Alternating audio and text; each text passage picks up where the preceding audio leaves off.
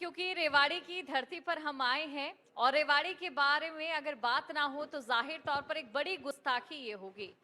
रेवाड़ी के बारे में बातचीत का सिलसिला हम शुरू करेंगे। सबसे पहले सर आपका जोरदार स्वागत करूंगी मैं हमारे इस कार्यक्रम में। जोरदार तालियों के साथ एक बार रणधीर कापड़ीवास जी का स्वागत यहाँ पर किया जाए, क्योंकि रेवाड़ी के बारे में हम आज बात करने जा रहे हैं। थैंक यू जी, तो सबसे पहला सवाल सर मेरा यही रहने वाला है, क्योंकि जिस तरीके से आपने अपने कार्यकाल में रेवाड़ी के विकास को लेकर बात की, रेवाड़ी के विकास के लिए कार्य किए, और सबसे ज्यादा जिस चीज की जरूरत रेवाड़ी की जनता को थी वो था सर्कुलर रोड, वो आपने रेवाड़ी की जनता को दिया। इसके अलावा रेवाड़ी के भविष्य के लिए और क्या सपने आपने देखे?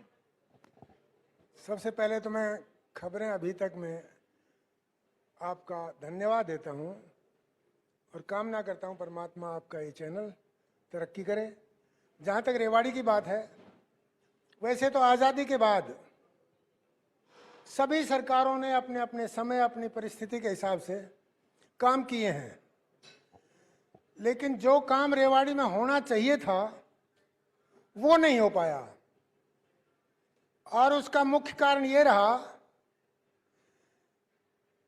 जो मैं समझता हूं पहले के सभी नेताओं ने राजनीति को अपने स्वार्थ के लिए इस्तेमाल करने का एक साधन बना लिया था।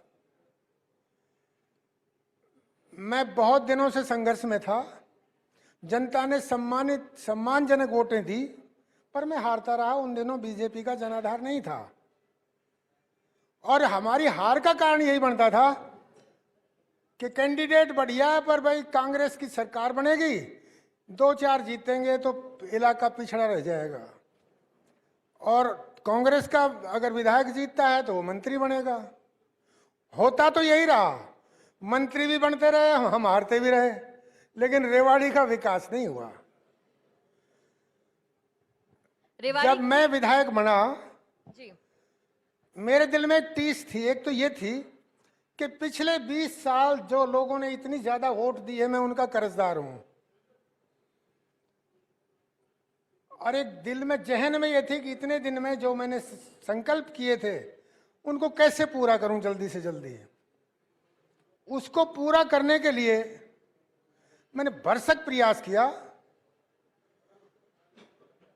हरियाणा लेवल पे सरकार का भी विरोध झेला। 16 विधायक मेरे साथ खड़े रहे जिनको बागियों का दर्जा दिया, और मुझे यह कहना पड़ा हम बागी नहीं हैं, ये सारे विधायक सुधारक विधायक हैं। सरकार बीजेपी की बहुत दिन में बनी है, यह सरकार तोड़ने के लिए नहीं बनी, काम करने के लिए बनी है। उसके बाद अमित शाह जी ने कहा कि कापड़ीवास जी सरकार गिर जाएगी, मगर जी बड़ी मुश्किल से सरकार बनी है, गिरने नहीं देंगे। तो बोला क्या चाहते हो? मैंने कहा हम चाहते हैं कार्यकर्ता का सम्मान हो, और विधायक जो घोषणा करके आते हैं, वादे करके आते हैं, वो कैसे पूरे होंगे? आज 1 साल हो गया, कोई काम नहीं हो रहा। उस समय अमित शाह जी ने कहा देखो हम पैसे देंगे, विकास पैसे से होगा, तो आप 3 महीने का समय दीजिए। हमने कहा 6 महीने दिए, और 6 महीने तक हम चुप, और हम चुप रहे। इतना पैसा दिया केंद्र सरकार ने। उसके बाद हमारे इस संघर्ष के बाद कि पिछले टेन्योर में मुख्यमंत्री जी पैसा खर्चते खर्चते नहीं हारे, थके ही नहीं।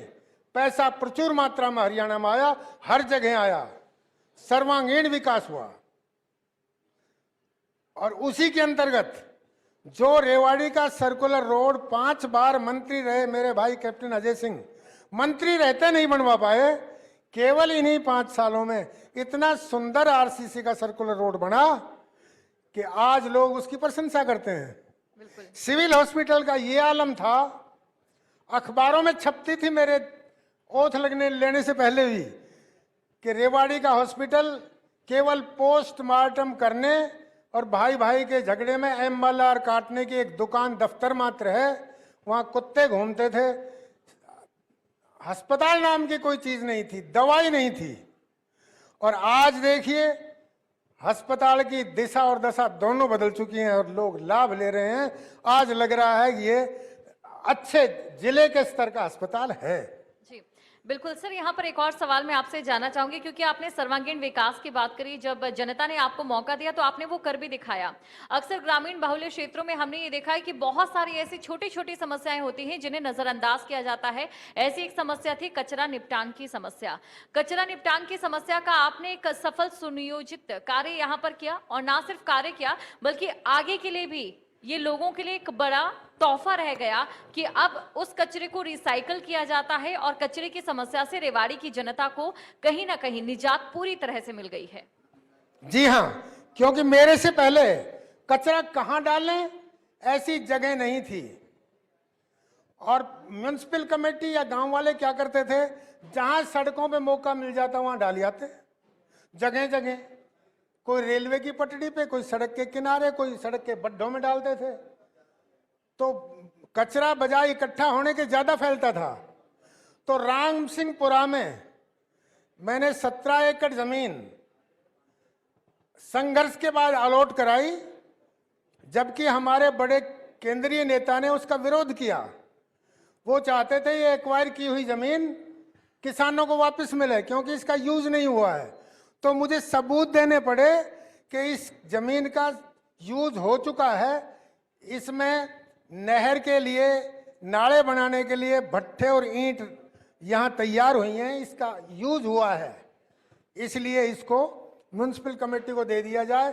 और आज वहाँ सारा डंपिंग यार्ड बन के पूरे क्षेत्रों का कचरा, बल्कि यहाँ तक कि बावल का भी कचरा और दूसरी जगह का भी कचरा वहाँ डालने का प्रोविजन है। एक जगह मिल गई तो ये बहुत बड़ा काम किया। और डोर कलेक्शन का काम हमने शुरू किया। रेवाड़ी में एक मशीन 1.5-2 करोड़ की इटली से मंगा के वो सफाई स्वीपिंग करे, पानी डाल के, ताकि डस्ट ना उड़े, इस तरह की व्यवस्था इस कचरे की उसके लिए की। और डोर कलेक्शन का काम आज भी चालू है। लेकिन रेवाड़ी में जिस तरीके से आपने अपने कार्यकाल में एक बहुत अच्छा काम यहाँ पर किया और लोगों को बहुत सुविधाएं दी, अब ऐसे में अब आप रेवाड़ी को कैसे देखते हैं? क्योंकि यहाँ पर अभी भी समस्याएं जस की तस बनी हुई है। सबसे पहले आवारा पशुओं को लेकर अगर हम बात करें तो पिछले सालों के कुछ आंकड़े अगर निकालें तो बहुत ज्यादा मौतें हुई हैं और 1 महीने के अंतराल में लगभग 3 ऐसे इंसिडेंट हो चुके हैं जो इस और एक बार फिर से ध्यान केंद्रित कर देते हैं।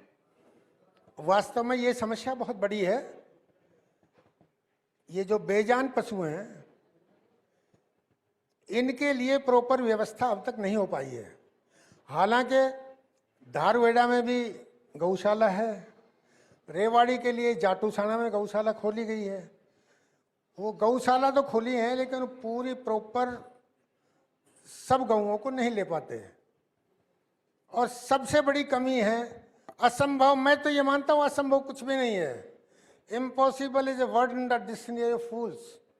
संभव सब कुछ है, लेकिन क्षमता नहीं है, या लोगों का मन नहीं है, या वो प्रयास करना नहीं चाहते, या मेहनत करने का उनमें शक्ति नहीं है। ऐसा कुछ हो नहीं रहा, दिखाई नहीं दे रहा। आज अधिकारी रेवाड़ी में तो ये हालत है, खुल्लम खुल्ला भ्रष्टाचार है। और उसका कारण क्या हुआ? मेरे समय में मैंने अखबारों में दे दिया था, मीडिया पे बता दिया था कि भाई अगर तुमसे कोई रिश्वत मांगता है और आपका काम रुकता है, आप रिश्वत दे दो, आके मुझे बता दो, अपने पैसे ले जाओ, हम उनसे निपटेंगे। और उसका परिणाम ये हुआ कि भ्रष्टाचार बंद हुआ। मुख्यमंत्री जी से सबसे पहले हमने कहा, मिलके कहा कि ये जो नौकरी में पर्ची और खर्ची की व्यवस्था ये तुरंत बंद हो, मेरिट पे नौकरी मिले, योग्य पात्र को नौकरी मिले। और हमारे कार्यकाल में हमने वो ही करके दिखाया, वो ही होने दिया जी। अब रेवाड़ी की जहां तक बात कर रहे हैं आप, रेवाड़ी की बात कर रहे हैं, रेवाड़ी में आज बीजेपी का विधायक तो है नहीं, और जिसको टिकट दी थी वो राम भरोसे है। जिसने टिकट दिलाई थी वो अभी नशे में कहें या वो दबाव में है, या उसको होश नहीं आया अभी। तो कोई किसी को कहने वाला ही नहीं है, केवल अपने निजी स्वार्थ साधने में लगे हैं। और भ्रष्टाचार मार्केट इसमें म्युनिसिपल कमेटी में चरम सीमा पर है। उसका ईओ अभी सस्पेंड हुआ है और सरकार को निर्णय लेना पड़ा कि ईओ को और दूसरे लोगों की जो डीडी पावर है, यहाँ तक के चेयरमैन की डीडी पावर है, इसको सीईओ को दे दी गई है। क्योंकि सर आप खुद इस विषय को लेकर बात कर रहे हैं, तो ये भी आपसे यहाँ पर समझना और जानना जरूरी हो जाता है कि अगर आपको एक बार फिर से मौका दिया जाता है तो रेवाड़ी की जनता के लिए आप क्या कुछ करना चाहते हैं? देखो जी, ऐसा है कि मेरी उम्र हो गई अब 77 साल जी और चुनाव के बाद, चुनाव के समय तक हो जाएगी 79। जी तो 80 साल के आदमी को कौन सा चुनाव लड़ाओगे, उसके लिए मैं तैयार हूं। जी विधायक जी नमस्कार, मंत्री जी। तो दूसरा, विकास की जो बात करें ना, आपने देखा होगा सर्कुलर रोड से ये जो सड़क धारवाड़ इसकी आई है, कितनी खराब हालत थी। बच्चे स्कूल जाने वाले 4-4 घंटे लेट होते थे, और वो हमने अपने कार्यकाल में ऐसी बना दी जैसे जीटी रोड हो, दोनों तरफ से फर्राटे से गाड़ियां दौड़ती हैं। बिल्कुल। लाइटिंग हो गई, बीच में ग्रीनरी हो गई, और 100 कार्ड इस इलाके में 50-50 साल से बड़ी राजनीति करने वाले लोग, जिनको इस पूरे इलाके ने हमेशा जिताया और वोट दी, उनका अहंकार में नशा ही नहीं उतरता। वो तो ईर्ष्या करते हैं, ये काम कैसे हो गया। कल परसों मीटिंग ली धारवाड़ा में, जो पानी आता है राजस्थान का जी, उसके बारे में मीटिंग ली, और सुपरफिशियल मीटिंग लेके ये कह दिया कि ये ऐसे काम हो जाएगा। इनको पता ही नहीं काम कैसे होगा। आज मैं आपके माध्यम से बताता हूं, बहुत आसान काम है, लेकिन वो फील्ड में जाते नहीं, प्रैक्टिकल नॉलेज नहीं, मेहनत करते नहीं, काम करने का मन नहीं है। भिवाड़ी में नजदीक में एक सारे गांव है, सारे, और सारे का बांध और झील इतना बड़ा है, उसमें गुड़गांव का पानी, अलवर का पानी, फरीदाबाद का पानी, सारा पानी डाल लो, उसकी कैपेसिटी फिर भी सरप्लस है। और वो भिवाड़ी से 35 फुट नीचे है झील में। अगर उस पानी को खोद के ले जाया जाए तो हरियाणा की समस्या खत्म, और खोदने में ज्यादा पैसा राजस्थान का भी नहीं लगता। लेकिन यथार्थ से दूर हैं लोग, पता ही नहीं है। आपके माध्यम से मैं कह रहा हूं, और बिल्कुल सस्ता अरेंजमेंट, ना लोग जीटी रोड खराब होगा, ना धारवाड़ा के सेक्टर बर्बाद होंगे, ना नीचे का पानी खराब होगा जी। लेकिन मन हो काम करने का। बिल्कुल, क्योंकि यहाँ पर आरोपों का सिलसिला भी क्यों ना शुरू, क्योंकि यहाँ पर हो चुका है, तो ऐसे में एक सवाल आपसे मैं कांग्रेस को लेकर जरूर पूछना चाहूंगी। इस समय हमने देखा कि कांग्रेस में बड़े बड़े नेता कांग्रेस को अलविदा कह रहे हैं। अगर आंकड़ों की बात करें तो कम से कम 2014 के बाद से लेकर अब तक 800 बड़े नेताओं ने कांग्रेस पार्टी को अलविदा कह दिया है, और यही आंकड़ा कम हुआ है जो गठबंधन की, जो यूपीए का गठबंधन था उसमें भी। इसके अलावा क्या भविष्य देखते हैं? गुलाम नबी आजाद जो है कांग्रेस को छोड़कर चल जाते हैं और सीधा सीधा कटाक्ष करते नजर आते हैं सोनिया गांधी पर, राहुल गांधी पर भी। बुढ़ापा सब में आता है बहन जी, जी, बुढ़ापा सब में आता है। अब कांग्रेस बूढ़ी हो गई जी। तो क्या लगता है कि कांग्रेस जिस तरीके से अभी एक यात्रा चला रही है, भारत जोड़ो यात्रा, क्या आपको लगता नहीं है कि कांग्रेस को सबसे पहले ये यात्रा चलानी चाहिए कि उनके नेता कांग्रेस ना छोड़े? बुढ़ापा के बाद जब तरुणाई आएगी ना, तब कुछ फर्क आएगा। अभी तो बूढ़ी है। जी। कांग्रेस के पास विकल्प नहीं है क्या अभी कोई मौजूद? क्या लगता है आपको? अभी नहीं लगता, मुझे नहीं लगता अभी। तो चलिए, रेवाड़ी की हम बात कर रहे थे और रेवाड़ी की ही बात पर आ जाते हैं। रेवाड़ी को पीतल नगरी भी कहा जाता है, और ये रेवाड़ी का सौभाग्य है कि देश की अगर बात करें तो 80% जो पीतल का व्यापार है वो रेवाड़ी में होता है। लेकिन क्या वाकई इस जो बड़े मुकाम का फायदा है वो आम जनता को, रेवाड़ी की जनता को मिल पा रहा है? जो सड़क किनारे ठठेरा समाज है, जो अपने हस्तशिल्प के चलते लोगों को काफी फायदा पहुंचाता है, क्या उन्हें ये मिल पा रहा है? आज वैसा नहीं है जी। आज जब से ऑटोमाइजेशन हुआ इंडस्ट्रीज का, तब से एक बहुत बड़ी थ्रेट आ गई है काशी पीतल के जो कारीगर हैं उनके लिए। जो काम वो हाथ से मेहनत करके 2-2 दिन में करते थे, आज 10-10 मिनट में ऑटोमेटिक मशीनें बना देती हैं और क्वालिटी में उससे अच्छा बनता है। अब ये मात्र कहने के लिए रह गया। पहले एक बार योजना चली थी कि दस्तकारों को, शिल्पकारों को मोटिवेट करेंगे, वो जो बनाएंगे तो इंडस्ट्री लेवल पे डिस्ट्रिक्ट वाइज उनको सरकार बिकवाएगी या खरीद के मार्केट तलाश करेगी। वो सारे सिस्टम कागजों में रह गए, कुछ हुआ नहीं। अगर ऐसा हो जाए, क्योंकि हमारे यहाँ जितना ऑटोमाइजेशन होगा उतनी बेरोजगारी बढ़े ही बढ़ेगी, कोई चारा नहीं है। जनसंख्या हमारे यहाँ ज्यादा है और ऑटोमाइजेशन करते ही बेरोजगारी बढ़ेगी, उसका इलाज किसी के पास है नहीं। तो कम से कम अगर हम लघु उद्योग, मध्यम वर्गीय उद्योग, शिल्पकार, जो भी लोग हैं, उनके धंधे को डिस्ट्रिक्ट लेवल पर, प्रांत, स्टेट लेवल पर ये गारंटी दे दें कि तुम बढ़िया माल बनाओ, जायज मुनाफे पे सरकार खरीद के मार्केटिंग करेगी। इसका यही एक विकल्प है, यही साधन है, दूसरा कोई नहीं है। सर, आप इसे क्या बड़ी विफलता के तौर पर भी देखते हैं, क्योंकि अहरिवाल का लंदन कहा जाता है रेवाड़ी को, और यहाँ पर हस्तशिल्प की कदर बिल्कुल भी आजकल दिखाई दे रही है कि बिल्कुल भी नहीं हो रही है, कहीं ना कहीं खत्म होती जा रही है। लोगों के पास रोजगार नहीं है जो हस्तशिल्प से जुड़े हैं।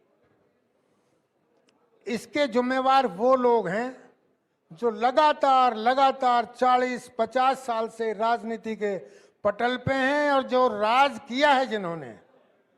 अब उन्होंने क्या किया है, उन्होंने अपना दायित्व तो कभी समझा ही नहीं, तो फिर रेवाड़ी कैसे स्वर्ग का शहर बनेगा। जो 4-5 साल हमें मिला और जितने हमें काम किए, अगर शुरू से उस गति से काम होते तो रेवाड़ी लंदन ऑफ हरियाणा नहीं, London of, Paris of world होती। रेवाड़ी में पोटेंशियल है। यहाँ के लोग बहुत विवेकशील हैं, कर्मठ हैं, मेहनत करने वाले हैं, बहुत समझदार हैं और उनमें काम करने की क्षमता है, लेकिन नेतृत्व ने सब कुछ दबो दिया। दिशा देने का काम नहीं किया नेतृत्व ने। काम तो चलो करे या ना करे, दिशा देने का भी काम नहीं किया। तो बिल्कुल हमने बार बार ये कहा, हमने दिशा देने का काम किया शुरू से कि भाई किसी भी नेता को फूलों की माला आपके गांव में जाए मत डालो, पैसे की माला मत डालो। हम उनके दिमाग के, उनके अहम को हम पोषित करते हैं। मुझे भी मत डालो, मैं विधायक बन गया तब भी मत डालो। आप हमारे अहम को पोषित क्यों करते हैं? दिमाग तो आप खराब करते हैं। जिनको 40-40, 50 साल जिता के और जिनको अहम को इतना पोषित कर दिया कि उनका अहंकार आसमान पे, धरती पर टिकता ही नहीं, तो वो काम कैसे करेंगे, विकास कैसे करेंगे, क्यों करेंगे? बिल्कुल, ये बड़ा सवाल है और शायद यही बात है कि रेवाड़ी का विकास जितना होना चाहिए था शायद उतना नहीं हो पाया है। जहां हम तुलना करते हैं गुरुग्राम की, नोएडा की, उसी के साथ लगता है ये क्षेत्र, लेकिन तुलनात्मक रूप से भी कहीं ना कहीं पीछे है। सर, बहुत अच्छा लगा आपसे बातचीत करके और काफी सार्थक ये चर्चा रही। बहुत बहुत धन्यवाद। तो कुल मिलाकर हमारा ये कार्यक्रम जिस तरीके से आगे चल रहा है और चर्चा का जो सिलसिला है वो आगे बढ़ रहा है, हम उम्मीद यही करते हैं कि इस चर्चा से बहुत ज्यादा सार्थक एक संदेश जो है आम जनता को जरूर मिला होगा। थैंक यू जी, थैंक यू।